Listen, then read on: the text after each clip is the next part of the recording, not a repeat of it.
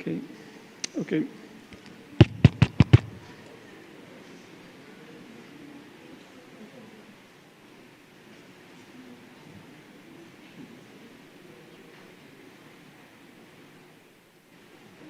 Yo me siento ahí, ya está.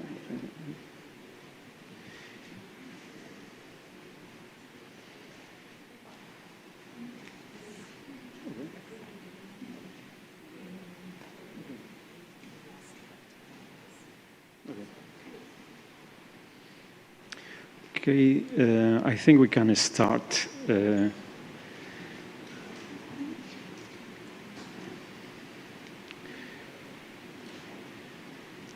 We still have some technical issues here. Okay, so this morning we heard about the situation in and progress in the ICAO work. We listened to how Italy has addressed these matters, the US, Spain, and also Canada. And now we are going to hear from some airlines, like Emirates Airlines. Then we will listen to how airports are dealing with this matter. And then we will conclude with presentations by the associations from October, from the association in Pakistan, and then Spain. So without any further ado, I would like to give Jill Sparrow. This is the Manager, Emergency Response Planning of Emirates Airlines. Please, Jill, you have the floor. Thank you. Good morning, and first, good afternoon. First of all, I'd like to just acknowledge and share that our thoughts are with everybody who has been directly or indirectly affected by an aircraft accident. And we applaud and we welcome the efforts that we heard this morning from Spain, Italy, USA, and Canada, and indeed my own state, the United Arab Emirates, for the work that they're doing on supporting aircraft accident victims and their families. So my name is Jill Sparrow. I've been with Emirates Airlines for many years, and prior to that, British Airways. And what my role, or what I've been asked to do, is talk to you a little bit about the airline operator. And what I'm going to touch on is some of the challenges that we're faced with when we're trying to do the right thing. But for the next 10 minutes, I don't want you to just think about an airline as I go through what I want to share. I want you to think about the families, because ultimately that is what our goal is, and that is what we think about every single day when we're trying to make sure we have robust family assistance procedures. But it's not just about families. What I would like you to do, if I may, is I want you to imagine that you are on board an aircraft, and should that aircraft be faced with an aircraft accident, how would you want us to support your families? We use this quote from the former chairman of the NTSB, Jim Hall. We use it a lot in our training, and I use it a lot with the senior managers in Emirates. And I think it very nicely articulates what we're here trying to do. We're trying to make sure that the response community, not just the airline, is doing the right thing for your families. And I'm a great one for quotes, and I like this one from Andy Gilman. And you could put family assistance in there. What is the secret of family assistance? Is it good versus bad? And for me, it's not. It's just about making sure it doesn't get any worse. You know, we've heard from some of the associations, we've heard from some survivors, and we hear a lot from family members in the work that we do. And often they says it gets worse. So excuse me for some of the visuals that I'm showing. It's bittersweet that we have access to these visuals. They're all available on the internet, and some would argue that they shouldn't be. But this is who we're trying to support. These are the people that we want to make sure if we have a good response, these kind of things won't be said in the future. All these quotes are from aircraft accidents. The majority of them are from family members. Some of them are from survivors. No one seemed to be in charge. And this is a particular favourite of mine. The accident was the first crisis. How we were treated after that was the real disaster. Shame on us if that gets said again and again and again. And we work really hard within Emirates to make sure, with the best will in the world, yes, we might make mistakes. I think that was said earlier. But our intent is that this is never said about us should we be faced with one. Again, another personal favourite of mine, they keep losing the paper list, the names during shift change. We shouldn't be seen as individual stakeholders. We should be seen as a response community with one goal, to support the families or to support the survivors.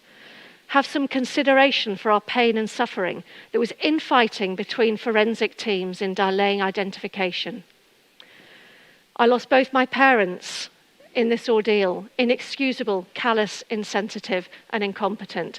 And again, another favourite of mine, we were asked for the same information multiple times because people were from different organisations. What we're aiming to do in family assistance, in the guidance that comes out from ICAO, is to make sure that these words aren't said again in future years. So I'm going to highlight a couple of examples about how difficult it is to do what we're trying to do when there is no coordination and when there is no uniformity. So again, I'm looking at families and I'm picking up one of the themes, which is information.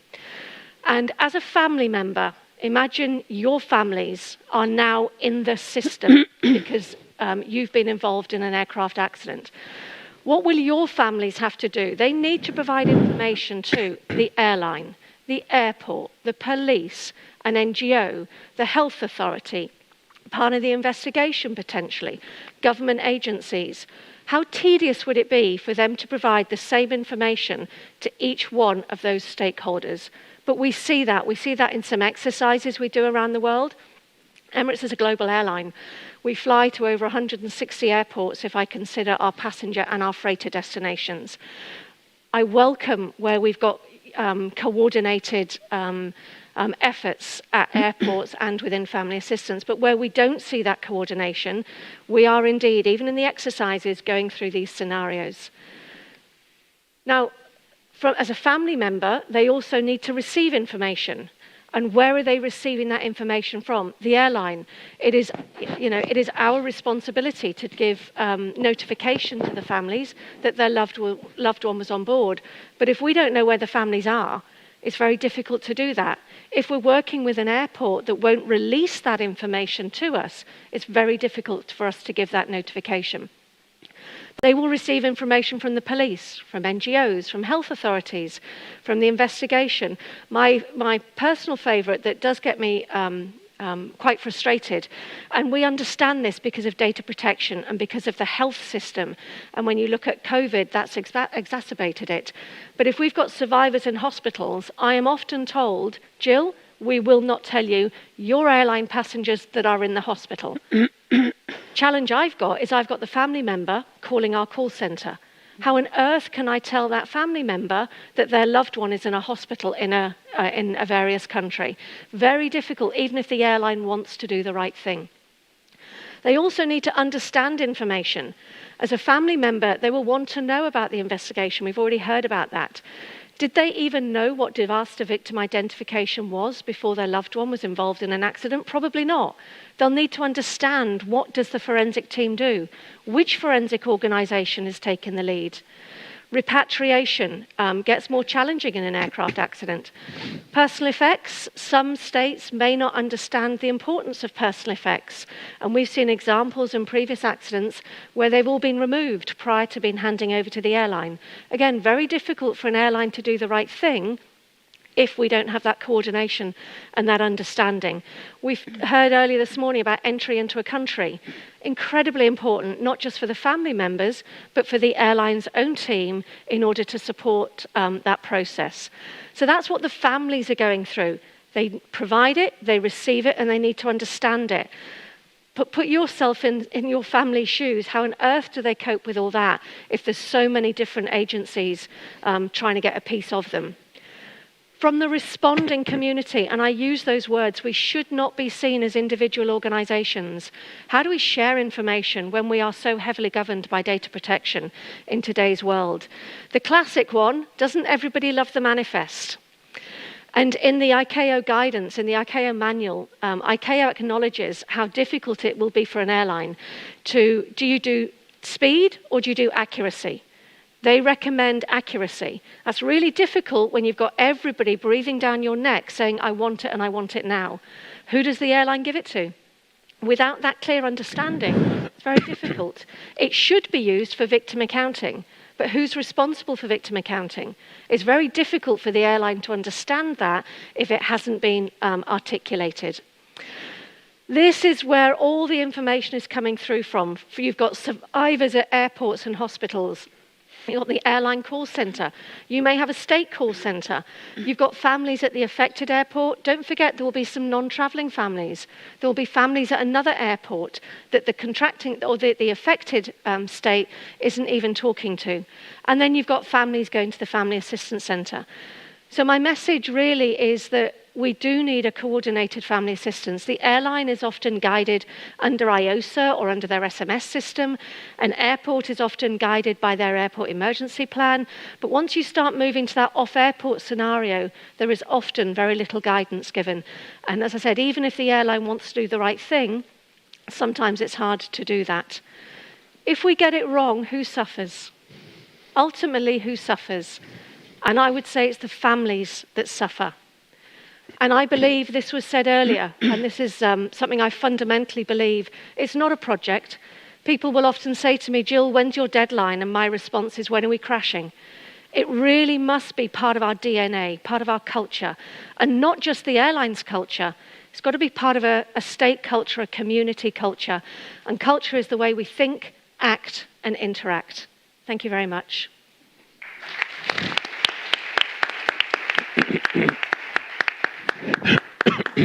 Excellent, Jill. I think we are starting this discussion already with very substantial inputs.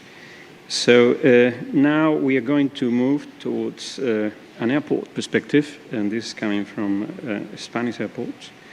We have 3 speakers, but they have 10 minutes, so you have to share the time. And first of all, we have Ernesto Robaina, then we will have Rita Domínguez, and then Gonzalo Delgado. So please, go ahead. Buenos días. En primer lugar... Good morning. First of all, we'd like to thank the organisation for having invited us to be here. We're here to share the airport's point of view as an important part of the first moments of the intervention. Rita Domínguez will be the person of contact, as we've already heard. She's the person here in the Spanish region of the Canary Islands, all 8 airports. And we work with her. So, what we wanted to point out here is just a very small point, but, you know, we're a small part of the globe, but we're part of an international initiative, and we cover such a high level of destinations, and we can have overlapping systems that aren't coordinated. And so it's very important to have our first interventions really standardized, and that's down to us as the airports, so that the airline can have time so that they can set up their attention center for the families. What we want to say here is that the airport, apart from, as we know, here in Spain, we've set up the protocols, whether or not we're the country of origin or destination or transit, and it can also cover road accidents or train accidents. And we may be the place of origin of family members, where we knew that, for example, in one of the cases that we've commented, where one of the crew members was from the Canary Islands. And so we have to coordinate this first response. What we can see here is an example of the difficulties that we may have when many of the planes arriving to the same destination. We need to be able to cover multiple different places, and we need to bring everybody together through liaison, so that a point of contact for the families have the maximum amount of information, and to make sure that these family members can then be deployed to another point of attention where they can really be properly taken care of. Well, yes, as we've heard, I'm the person of contact for the assistance of victims and their family members here in the Canary Islands. As Hernando has said, we have this initial response because according to the Spanish legislation, airline crashes are civil protection competencies. So since the 2013 Royal Decree was published, you can see that the whole response that we need to give in the face of any type of emergencies to victims and to the families, we think that this liaison and this working together, this union of all the different assistance structures needs to come together through the management of the emergency. They need to go hand in hand because all the information, which is one of the things that we heard from Rafael Vidal, all of this initial information that the family members need or about the victims, we need to get that from all the different elements of the structures that are set up to deal with emergencies. So in the airports, we play a role in this initial response in the first few hours, and we set up a coordination center in order to coordinate all the different bodies and services that offer assistance, whether it be information or specific elements. I'm not just talking about psychological or psychosocial support here. I'm talking about the precise and accurate information that we need to be able to give firsthand to the family members, because this is one of the clear needs. So first of all, we're in the airport to set up this coordination center and then take the family members to the designated place where they can be taken care of. So in both places, in the second, where we have this, in the second place where the airline sets up a coordinated center, what we've seen up until now is that coordination is where we've perhaps where we've been weakest, because we need to get everybody on board, all the people who are involved in this chain of giving assistance. During this presentation, we've gone through a number of different concepts that have taken us or have led us to believe or to see how a small piece in the machinery, like an airport, can have a global impact in this massive puzzle of assistance. And we can sum this up in golf, or could have been tennis or hockey, but here from the initials in English.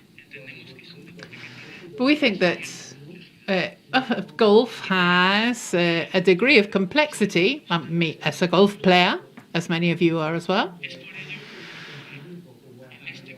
And in this concept of assistance to victims and family members, we need to make sure that everybody is properly trained. The airport, as the initial point of assistance, has to forge synergies between the different bodies that are involved in any way with this type of assistance. Why? Well, in order to be able to give a joint response that is efficient, manned by a well-trained team with one sole objective: to ensure that the families of the victims are properly looked after. As a golfer, I'm going to train to improve my game. So we cannot be content with anything less. Yes, we have to work together constantly and continue to train in order to make sure that we give the best possible response. Thank you.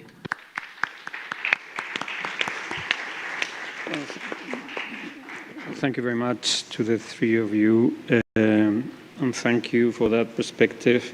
It's clear that we are repeating a message of coordination and information flow.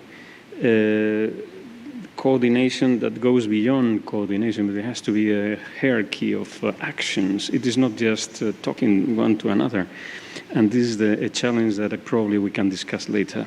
So with this, I thank you very much. And we move towards the next three speakers coming from the associations. The first one is Monica McFerry, Fondazione 8 Ottobre, Italy. Okay. Then we will go to Unite from Pakistan, and then Pilar. Monica, you have the floor. Okay. I'm not a victim of a plane accident, but I approached the Air Crash Victims Families Federation International, ACFI, and became a member of it when I found out its existence. Thank you, Pilar, for having accepted me. My professional work is carried out at Bologna Airport in Italy, where I'm part of the safety management system with special dedication to victims assistance and drills. I am also counselor of the board of committee in Fondazione 8 of October 2001, not to forget, and I would like you to thank also our president, Adele Scarani, who gave me this honor. The victims and families associations are very important. The creation of a federation of associations recognized by ICAO, it's a historical milestone that has come true due to the will of the president, Pilar Vera, to whom we recognize their titanic efforts so that the victims and their families occupy the place they deserve at an international level. A plane crash is a catastrophic event of such magnitude that the impact is dramatic on victims and relatives, but also on the people who must deal with it. And I will talk about my experience as a professional, and I'm going to provide suggestions that I hope will be included in the conclusion of this symposium. These two accidents, the one happened in Linate in 2001 and the one in Madrid in 2008, occurred within the airport boundaries. And there are two examples of how the emergency response and the assistance to victims and families were dealt with. But plane accident involves the airport, even if they don't happen within its boundaries, because the airport is the place where the families go to look for information. And if investigating the causes of errors is essential to prevent future tragic events, the air transportation is a complex system where many organizations operate. And organizations that we all are aware that a complete safe system doesn't exist. And the plane accident is not a black swan. The air transportation industry knows it can happen, even if it cannot foresee when. Going from being a passenger to being a victim is a snap. And family assistance should be considered as an essential part of the airport response plan, since it involves passengers, people who are the main sources of the airport business, and ultimately those who suffer the consequences of failures of safety. Airports compete to get awards that certifies their excellence in passengers' experience, but yet there isn't an award for the best airport family assistance plan. And I think initiatives in this regard should be encouraged. I am going to read for you two statements of two people who have suffered plane accident in different places, and they are very similar in terms of the management of assistance to victims. The first is about Madame Joanne Cordari-Bandoc, passengers of Flight Air France 358 of 2005. She says, when we reached the airport, they were totally disorganized. Nobody gave us any information. We were there in that crowded place, full of passengers waiting to be listened. Some of us said that the accident was a disaster, but the way it was managed was even worse. And then this other was of Ingrid, who lost her father in the Linate accident of 2001 on flight SAS 686. I reached the airport about at 2 p.m. The airport was empty and silent. All the dead bodies were taken to the military hangar, where the other families already were. While we were there, in that silent, empty airport, I had the feeling we were perceived like intruders, who had to be driven away. We were asking too much, and nobody wanted the responsibility to answer us. We were approached by people I don't know who were. They kept asking us absurd things, but they never confirmed that my father was on board. So both agree on the same thing: lack of information, lack of empathy, disorganization, chaos. Family assistance at airports must be professional, dignified, respectful, and above all, human. People need accurate information about what's going on before the information is given to the media and need to be welcomed in a protected place out of reach of the interests that are unleashed after an air disaster. Both ICAO document 9998 and 9973 should be included in the airport response plan because they mark the ICAO policy for assistance to victims and their families. To get it, through ICAO's own means, through ACI and its airports, and IATA and its airlines. Drills that are carried out periodically in the airports are the tool to verify if the emergency and victims assistance plan worked properly. However, not only the actors indicated in the plan must take part in these exercises, also the bodies operating at a local and national level must be involved, such as, for example, local police, regional government, local health agents, legal medicine, hospitals, regional civil protection, local firefighters, prefectures, because all these actors will intervene in the event of a plane accident. Moreover, there are many phases and many situations that must be taken into consideration and tested. I refer, for example, to the identification and preservation of the bodies of deceased persons and to the collection of the protection of personal effects. These are corollary of family assistance.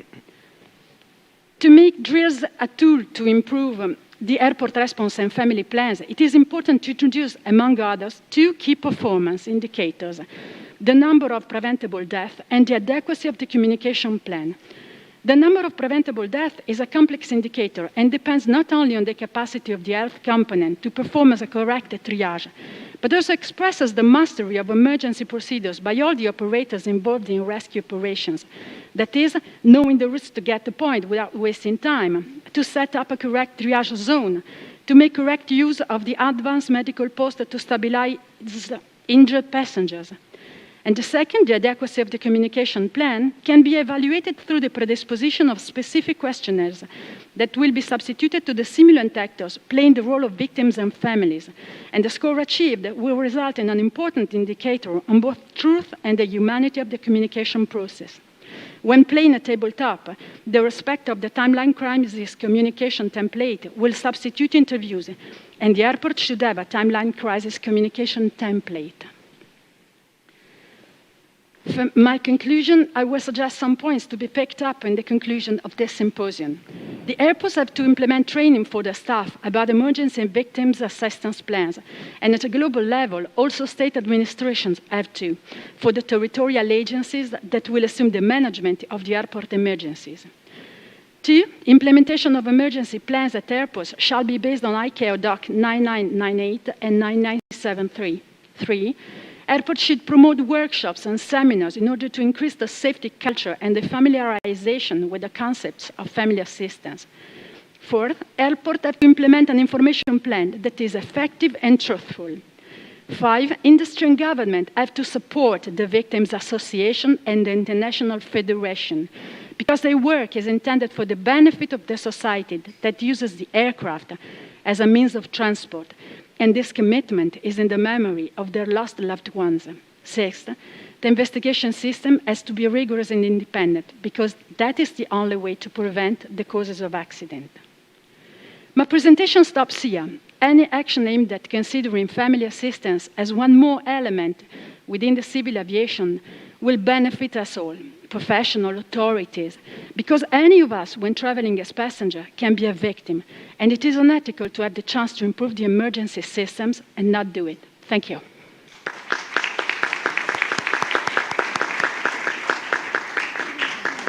Thank you, Monica. You made quite an emphasis on airports, difficulty in airports. We heard before some airports. I'm looking forward to listen to ACI along our discussions in today and next days, how they see the progress on what you mentioned.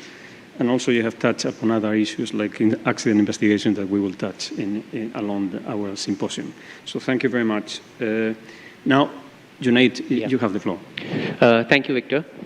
My name is Junaid Hamid. I'm from Pakistan, and I'm an engineer by profession. And I came into aviation area or field after the catastrophic crash of 2010 in Islamabad.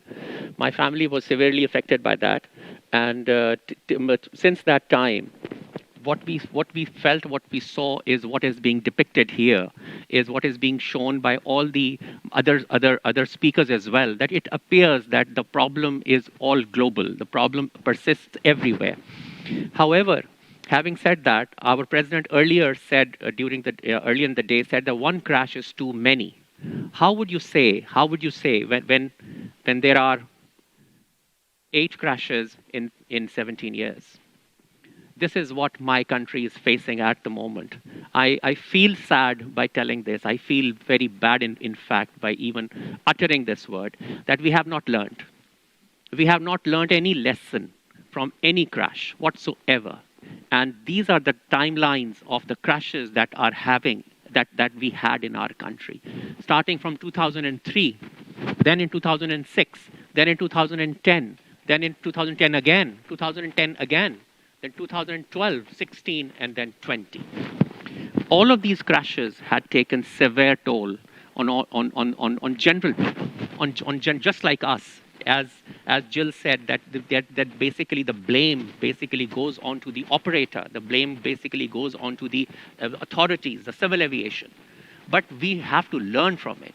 What do we do if we don't learn from it? The classic example is this, that we have not learned even a single bit from it. This is what with a very heavy heart, I say that. I see that other countries have learned and moved on. I understand that a crash is not one person's mistake. It is a series of combination of errors, that some things might have gone wrong somewhere or with somebody. However, it needs to be learned from, it needs to be taken into consideration that what was wrong and then corrected, and preventive and corrective actions needs to be taken. However, it appears that Pakistan Civil Aviation has not learned. I realize that there is, I think even today, there is an audit of ICAO is happening in Pakistan. I don't know what they are going to check over there, because this is the reality that I'm showing you right now.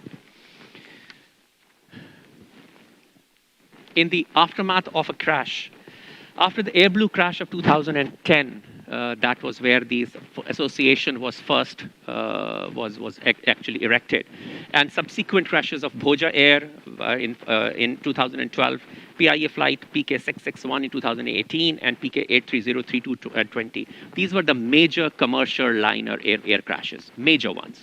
All of them had at least 100 people on them. The victims, families of all 3 mishaps, experienced the same disappointment, the same issues, the same things. We have, again, I said, we have not learned. Complete mismanagement led to the families getting frustrated, mishandled, and ridiculed. Families joined hands to become a pressure group. I started that thing, the Air Blue crash catapulted the association making. However, now we have become an umbrella for advice and assistance to all the other crashes. Very unwillingly, unwantingly, but we have become that. This group has become a guiding light for further crashes, and we have created history by forcing the civil aviation to publish the investigation report for the first time in Pakistan. That's another irony, that all the reports were used to just put under the carpet, and they were not being reviewed or understood or lessons learned. We moved courts, we fought legal battles, we pressurized the government to adopt the covenants of 1999 Montreal Convention. Pakistan has now become a signatory to it, although that from 1999 that the resolution was pending for about 10 years, and after the 2010 crash, it was formally ratified as well under our pressure. We became a huge pressure group, and we actually turned the table in the sense that we took on the streets, and we agitations and media and support and social groups and social civil society and NGOs. So we took all of them, and eventually we were successful in having a first legislature of Pakistan in the form of Carriage by Air Act, which was enacted in 2012. So now at least we have one positive thing going on, that we do have a document. which governs it. However, since it was the first document, it still requires a lot of revisions. And since that time, since 2012, it has not been reviewed. Our next target is that it has to be reviewed again. ACA Pakistan objectives, I've given it to you. There's a summary of it over here. We strive to make Pakistani skies safer by persuading the regulators and carriers to ensure adherence and compliance with ICAO recommendations and international safety standards. There's also one thing that I strongly feel, that there are all the ICAO recommendations are there, regulations are there, but if a country's civil aviation is not adhering to them or is not complying to them, what recourse do we get? What recourse do we have? It basically appears that we need to have some regulatory effect from ICAO as well, that the member states are forced to adapt to it, or forced to at least report back that what have they done about it. A lot of countries, including Pakistan, they get away with it. They do not ratify a certain document, or they do not report it back, or they do not implement it in its full term. ICAO recommends, of course, in the best interest of all the aviation industry. But if it is not ratified, if it is not accepted in the legislature of a country, then perhaps it's of no use to that particular country.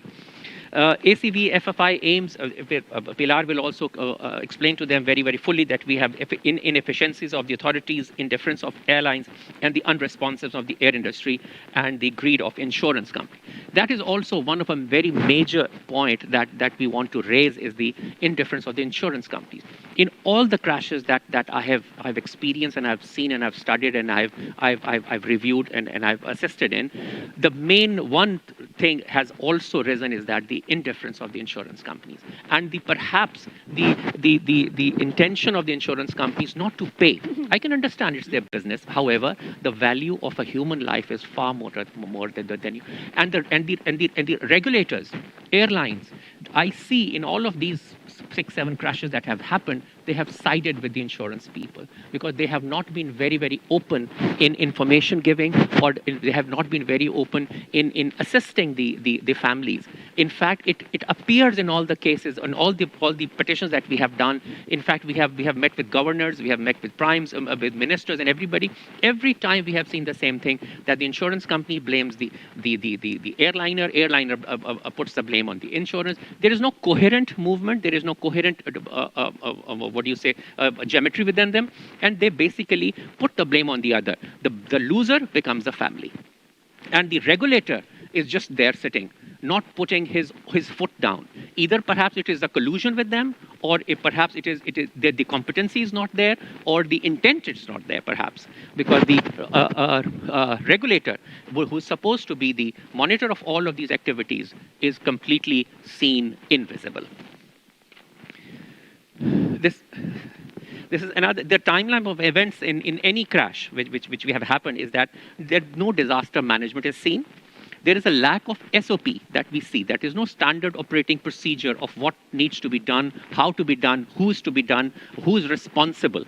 There's a lack of coordination among civic agencies, the National Disaster Management Authority, or the Civil Aviation Authority, or the Red Cross, or all of those. We see a complete lack of coordination among them. Then there's a lack of respect for the departed, because the DNA sampling, which is which becomes sort of a very sacred ritual for the families, is very misappropriately handled. The DNA is a very sensitive matter. It needs to be given due respect to the departed and the correct body. We have seen in certain crashes that the different bodies had been given to different families, which were later, but the families had done their own DNAs, and then it was transpired that the body was not of their own loved one. There's no ownership. There is no department or the civil aviation. We understand, as Jill earlier mentioned, that the first point of contact is the airport, and the airport is the Civil Aviation Authority.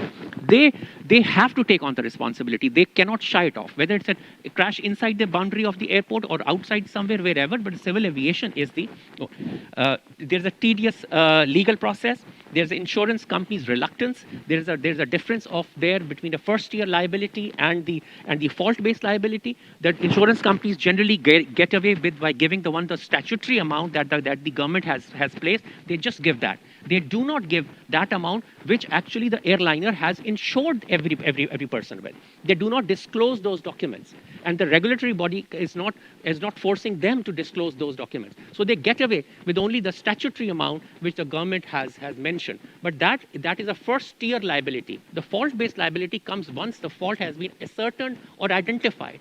That also is mentioned in a lot of documents.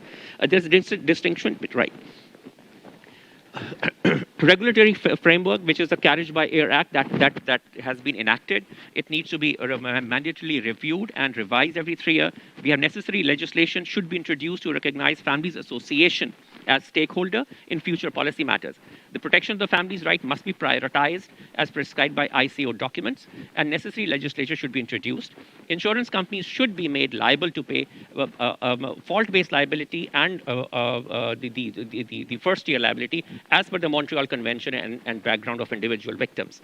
AAIB should be reconstituted, that is Aircraft Accident Board, and made an independent entity. Pakistan, we do not have that completely independent body at this point in time. I'm sorry, just last slide now. Lessons learned, the accident investigation lacks independence, rigor, and professionalism. Unequal and chaotic attendance. ICO policy document are not implemented fully. Insurances are not fulfilling obligations to victim families. Airport without family assistance plans. Final reports are delayed and not understood.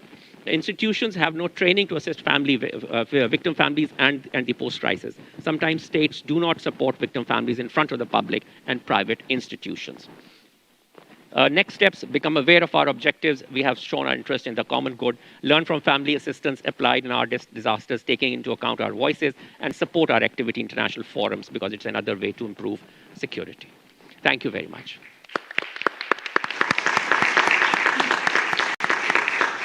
Thank you, Unite. Quite a summary of actions to be taken. You have identified many fields to cover. Hopefully, we will be able to touch some of them. So thank you very much for your contributions. And now we go to Pilar Vera, that will intervene from here, I think. Okay. Pilar, you have the floor.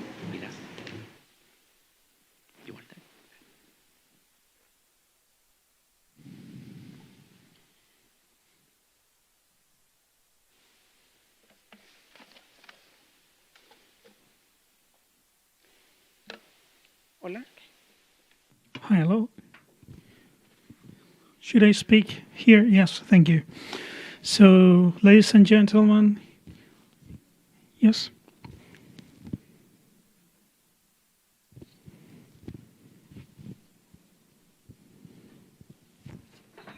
Ladies and gentlemen, so it wasn't easy to be here today, so bringing this symposium from the ICAO about the assistance to victims to and families to Gran Canaria from the was only a task, my personal involvement. It was a huge achievement, and also leading the Association of Victims of the JK 5022 and also the International Federation of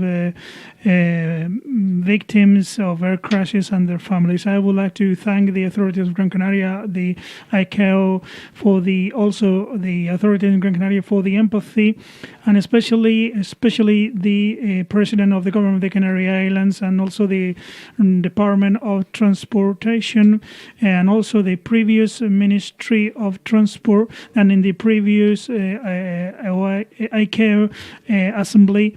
We agreed with the attendance of the symposium here in Spain in 2019, in spite of the two big air crashes that we have suffered in the Canary Islands. So in any events, the victims were not remembered in any of the events.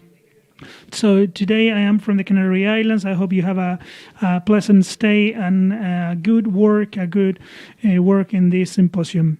The origin of this symposium is on this picture. So I will talk about the president of the International Federation of Victims, and not as the president. What I would like to do as the Association of Victims of the JK 5022 flight. But it is true that this picture shows a fight that's over 13 years now for truth, justice, reparation, and memory, not only in Spain but also internationally. The 20th of August 2008, we had the air crash JK 5022 with 154 deaths, and over 80 deaths were from Gran Canaria, from this island, and with 18 survivors. Civil Protection did not have in its regulation an air crash. So it was not considered. If you speak today, it is because from the 21st of August 2008, when the intention that we had on that day was to put a remedy to that. So if you are speaking today here, the Civil Protection, this is because of us. So this is the first time one survivor speaks in an international and national symposium. We also have another survivor, Loreto González Cabana. She is a physician. She lost her daughter. So never in Spain survivors have been given any kind of, families have never been given any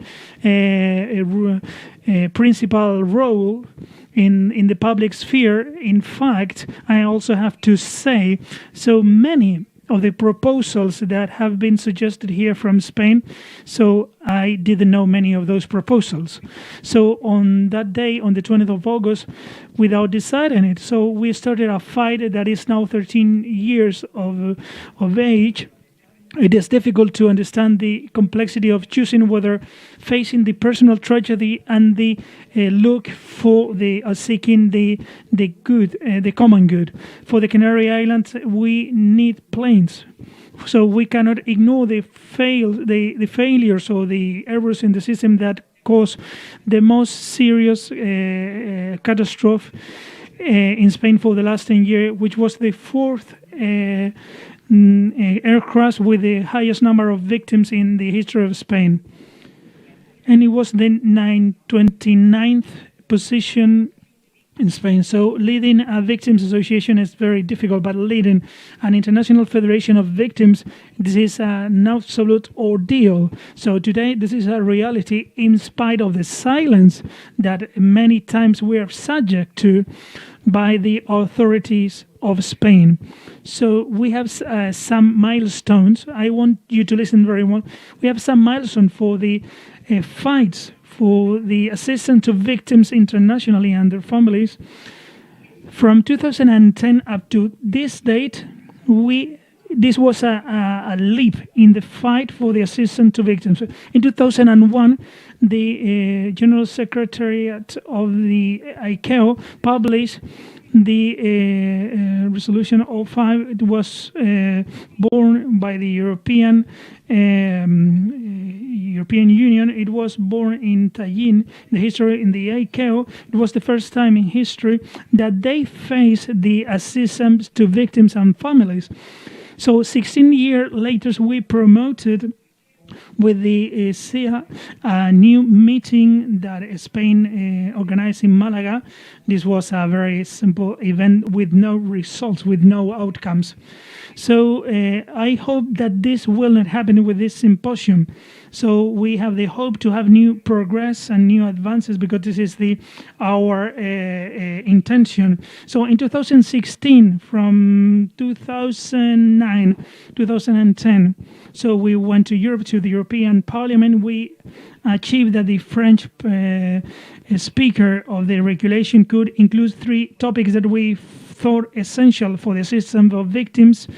And then in 2010, with a high-level conference by the ICAO, we appeared there, and I met Hans Efraimson, who was the president of the Association of Victims of the United States, when he gave me a circular of A5 from the OACI. It was a shock for me, because this guide on assistance to victims was never applied in our tragedy, and we suffer a systemic inefficiency and inefficacy added to the one that we were already suffering. We were clear, the two of us, we were clear that we not only had to spread this circular letter, but we also have to work on this and to improve this. And he from the United States and me from Spain, we were working on it. And at the same time, we were working with the social society. The social society was working with the United States administration, and I was working with was dealing with the Spanish authorities in order to work with the ICAO in order to update that document. So then, in the meeting organized by the NTSB, the American National Transportation Safety Board that I attended, we got the support of the valuable support of the President from Deborah Hepson in order to materialize what we had already advanced, a draft of the revision of the Circular 285. We wanted more than a circular. Both Hans and me wanted more than that. Hans and Efraim in 2012 opened the door of the NTSB, and I wanted the Ministry of Transport in Spain that represented from Spain in the council and before the council of the ICAO could represent, and they both accepted. And Mr. Victor Aguado, that today is the president of this symposium, he also chaired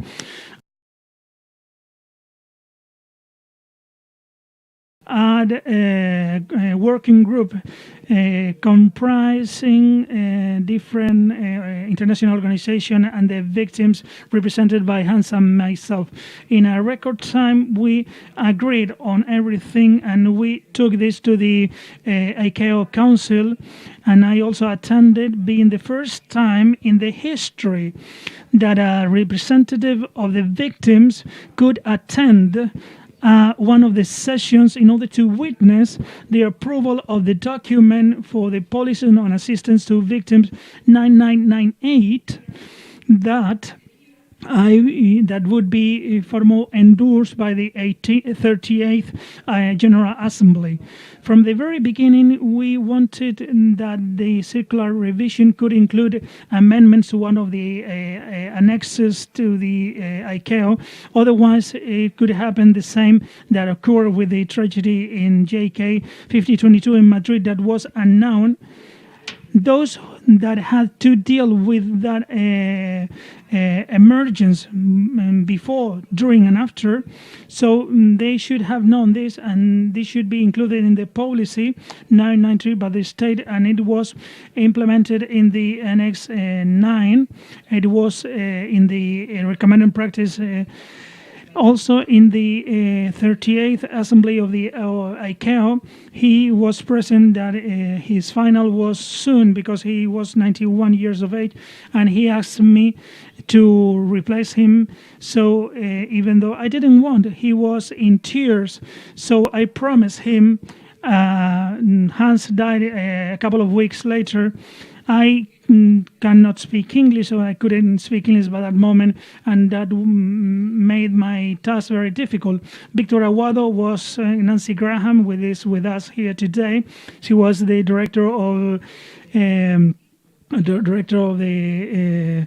air transportation, and Roberto Cove was also there. Those who supported 9998 document, replacing the circular 985, because they supported the implementation of a building that hosts gathers all the members of the stakeholders, giving a priority to the victim. In 2012, I complied with my promise, with my commitment, and I got, so the document 998 could be implemented in the member states, and also international organization could continue to spread the document in order not to repeat what happened in Madrid in 2008. I had forgotten, to show this. In 2015, after 5 years of intense fight, I wanted to have an international federation of victims that could gather association of victims from any country.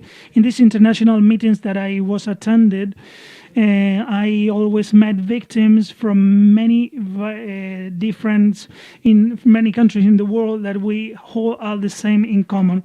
The founding association of federation are the AVJK 5022, the German association 447 German wings. The president is not here because Germany is closed because of the restriction, and also the association from Pakistan, which is the general secretary of the association from Pakistan. So I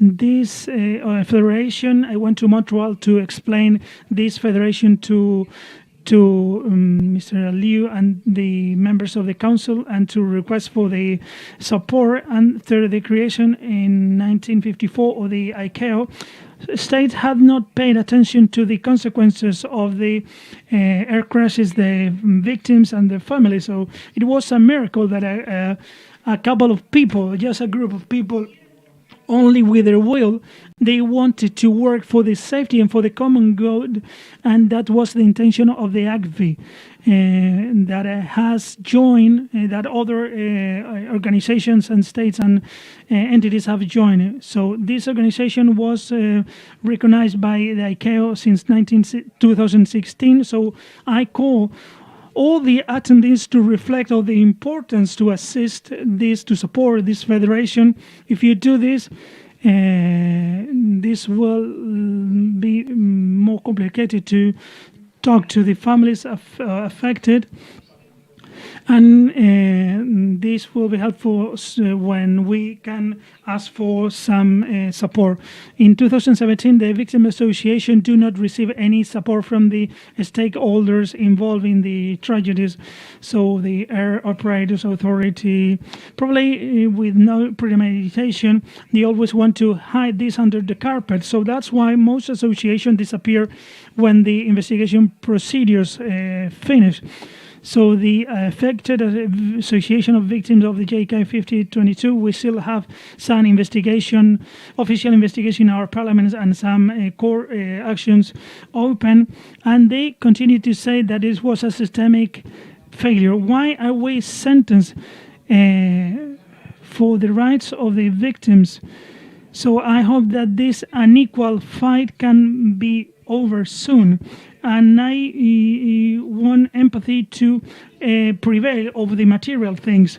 We cannot repair lives, we cannot replace lives, but we hope that the empathy can be replaced. And this is not a show case. This is not a place to show interested messages. So we have some powerful. I want to believe that your commitment will continue in time, because this is a task of all of us, that we work even though our pain, in spite of our pain. So the families that have suffered an air crash, so our work will not be only for ourselves, but for those who may suffer an air crash in the future. So the future of the improvements that we can all get will be essential. So that's why we are compelled to continue to do this. In 2018, the ICAO Council agreed to carry out the celebration of a symposium on the attendance to victims. In the high-level conference in 2018, we also had some side events that was opened by Dr. Liu. The 40th Assembly of the ICAO, we presented 4 working papers, the 4 blocks of this symposium, information treatment, requirements by the investigation, information, the best practice for the insurance companies, and for next steps. In 2020, the pandemic year, we have continued to work for this first symposium and to continue to work on the objectives of this federation. So fostering the pending subject, even though that the pandemic was this perfect excuse in order not to deal with this. In 2021, so Mr. Sakitano in May invited us to an informal meeting of the council. He opened up this to all member states and only to the council, because they were interested to listen to us. The objective was to know what we were doing. As of this day, this is a reality. The recommendation 8.46, and the policy will be included in the ICAO for the training of people. And from the 20th of February next year, We will have the International Day of Victims of Air Crashes and Families. Even though this may be strange, all the professions and activity of international civil aviation will have a day devoted to the memory, but not the victims that are fighting against the forgetfulness. So Spain, I would like to say that Spain wanted to do this on the 20th of February, but Spain has not done that, even though other countries have done it, such as Italy. So the conclusions will be, I will mention the conclusions during the table of conclusions so that they can be assumed. What are we moved by? So we want to learn from our air crashes in order to share this and to improve the civil aviation systems in order to find a meaning of the death of so many innocent passengers that never reached their destination and they couldn't do anything to avoid because they trusted a system that failed. You don't know what a victim is until you are the victim. So you cannot imagine what comes afterwards. The incomprehension and lack of solidarity. So some people coming to you that they are saying that they want to help you, but they want to use your pain for their own interest. So a citizen is not a stupid person, so it's a person that becomes cautious and prudent. So the difference between victims and multinational companies in the civil aviation. So the loss is double. It's a double loss because they learn nothing from the tragedy and they do not correct the errors in order to avoid them from repeating. So we never have understood why some countries use the strategy of silence on their errors instead of learning from them. But we still have hope. In this slide, we have these are the wings looking for the truth. Siena. So for the first time, this company asked for forgiveness for the accident in San Francisco. So asking for forgiveness is the first step to the seek of truth, to seek for truth. So, in order to raise awareness amongst all the stakeholders involved, in order to work together, and we respect those.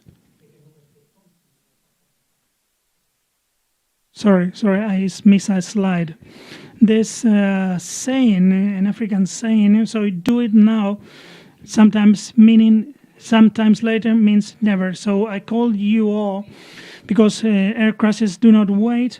We ask for the prevention of the air safety. This beach of Las Canteras, so many of the passengers died in the JK 5022. Went for walks in this beach of Las Canteras. Without their sacrifice, we would not be here, and they deserve that. The proposal of the first impression must be accompanied by all.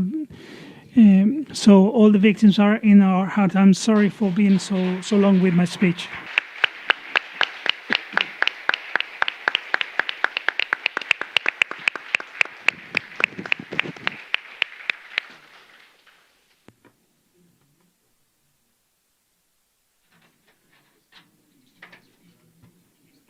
Thank you so much for your testimonial, Pilar. You know, we've heard a very wide range of proposals here, and I hope that over the next couple of days we're going to have the time to be able to take them on.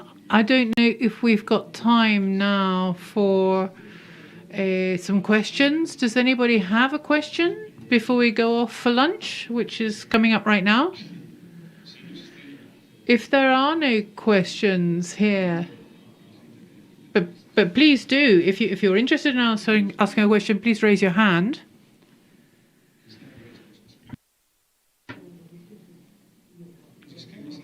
We've heard about, you know, institutional situations here and in different fields. I'm not sure if Mr. Rama and Bendong talked about 846, and we'd have to clarify when is that recommendation going to become an international standard? Well, somebody has mentioned the fact that it's so important for administrations actually roll out and apply and enforce these norms. And to this end, in the context of audits, this is so important. I don't know, is Mr. Guindon here? If not, well, I'll mention that to him. If we look at the institutional side of things, we've had different positions from Italy, from Spain, from the States, from Canada. In the States, the relationship with the families takes place through the National Transportation Safety Board, who also carry out the investigations into the air crashes. And I think, we heard about how important it is, Elias, you mentioned, to have a direct person of contact. And that's clear in the States. In other places, it might be in the Ministry for Transport or others. I'd like to hear from you, your opinion. To what extent is it interesting to have the activities focused on the same authority that investigates the crash? Or is it better to go for a more direct or a more indirect format? And then, Pilar, let me ask you, because I've heard a number of reflections from the different associations. Wait. Heard a number of issues coming from associations and a number of issues related with airlines and with airports and with authorities. Well, that is referring to the past, or have we progressed? Are we improving the situation in the States? Are we improving the situations in the airlines? Are we improving the situations in the airports? Or it is the same situation that we are listening from you, from 8 October, from Pakistan, and from Spain? First, the institutional, then are we improving in airports, airlines, and organizations? Pilar, quizá tú querías decir algo. Sí, por favor. Sí, yo lo que... Yes, I'd like to say that the US model is the best. It's perfect because you see the symmetry of where the information about the crash actually emerges, and it channels all the information from the very first moment with all the different stakeholders, and the victims are also part and parcel of that. So this information reaches the victims first, and there is there's a relationship, a straight, direct relationship that's, as you would expect from civil society, with the victims. And the systems failures are mentioned. And then there are other systems that are more dispersed, where you can see that, the information goes through different filters or obstacles before reaching the victims and the families. It's been interesting to hear also. I'm going to just try and strike a note of humour here. What is this like? Is it like the administration is the bat and the victims are the ball? When you're talking about golf, because, what we're talking about here, I don't think that you've lived through a tragedy of this type, but I'm not wishing that you should. But, to begin with, of course, what you first need to do is to find out, what about your loved ones? But, I would take out that first idea that you have there. And then, as Jill was saying, I would ask her to look at that response model, because I've been asking Ayad and Ayasi to try to look at this dispersion where different countries carry out things, as they see fit, but there's no coordination. But can you bring the different airlines together that they should have a platform for victims that's based on ours? And I would also ask ICAO to do the same.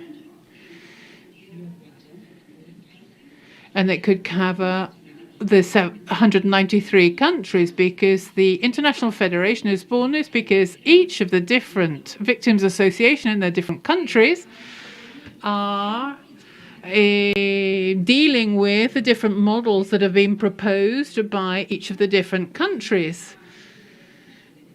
And, I really don't think that this is a good use of public resources, that everybody should be debating sort of ad hoc models. Can we not have one unified, coordinated model that can go through ICAO as a kind of coordinator, so that, wherever the airlines or wherever they're based, all have to adhere to the same code? And I think that this is a bit... you could look at the one from the States. And, as Socrates said, democracy is the least bad of the systems around. So, perhaps the American one isn't absolutely perfect, but it's certainly the least bad. Because anybody can be a victim of one of these type of crashes, wherever they're from. And they should all be entitled to the same level of assistance. And I think that would be very beneficial to all. Thank you, Pilar. Would anybody else like to come in on this? I just like to explain for those of you who haven't understood that bit of our presentation.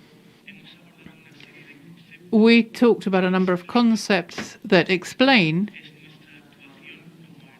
how we act as an airport. As conclusions, in order to catch the attention of everybody here, we've set up a similarity, not with golf or any type of sport. What we're trying to do is to create and to project a message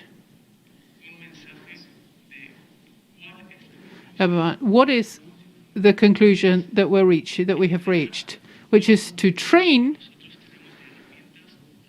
our people with the tools that we have right now, because there's a bunch of systems and strategies that are applied that we have mentioned in the rest of the presentation. So just as a conclusion, our focus is centered on training and constantly putting into practice what we do, so that the assistance to these victims and the families is the... Yes, and the association is happy to work with you. Yes, okay, we've understood you. Yes. Thank you, Gonzalo. I'd just like to ask Jill to come in on this from the airline's point of view. You show your activity within Emirates, how this translates to the rest of the airlines. Is this just Emirates, or it is the rest of the airlines? And of course, I'm seeing up there Gilberto López Meyer. I will ask that question probably in the next days, how this translates to the rest, not just one airline. So, Jill, please.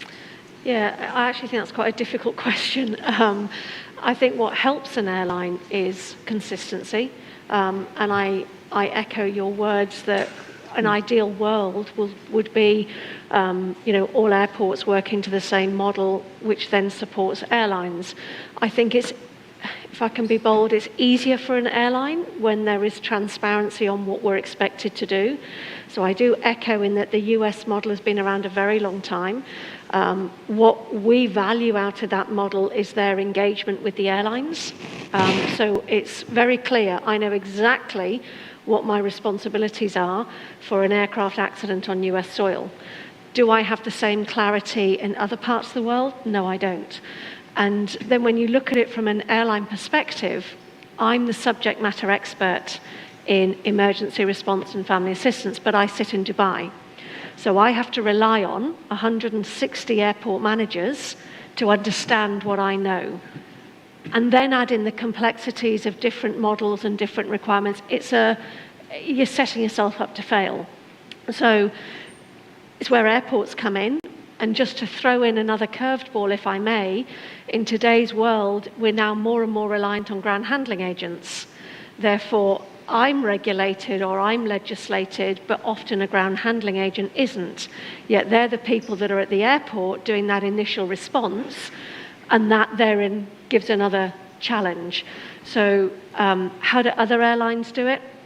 I think if you fly to a country that has legislation or regulation, they will have a better model because they are obligated to do something.